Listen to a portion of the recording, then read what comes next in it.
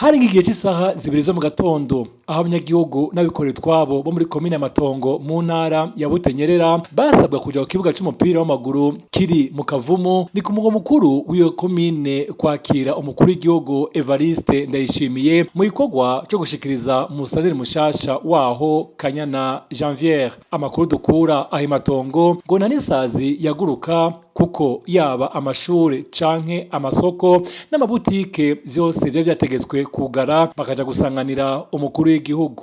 Baciye batubuza kuza gukora ko gisaba ko abana bose uniforme boza bambaye kugira ngo ntibahave baboneka ko rero nabi ubuzi bwahagaze. Ni ukuvuga nk'ubu umwaka w'ishuri uriko uragera cane n'urumva n'amasaha y'ejo yose abaye imfagusa, abadandaza barugaye, nta badandaje bugaciye buhagarara burundu.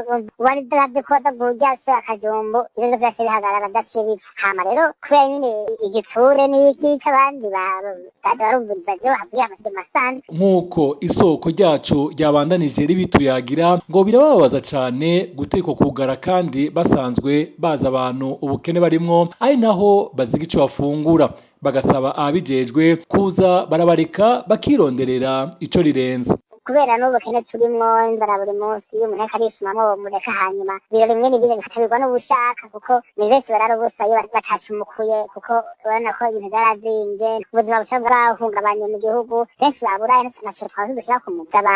Abategetsi baba kuva hejuru gushika hasi bakateka tukicumukurira kuko twemera kurya turushe twakateka tukikorera ahantu banekugira mu vya politiki habitira abana bakaja ku ruhande. Twamenyesha ko iyo komine ya Matongo ari imwe mu makomine afise abantu benshi mu gihugu, ikaba igizwe n'izahura ari komine Gatara, Butaganzwa n'igice ca Bukeye.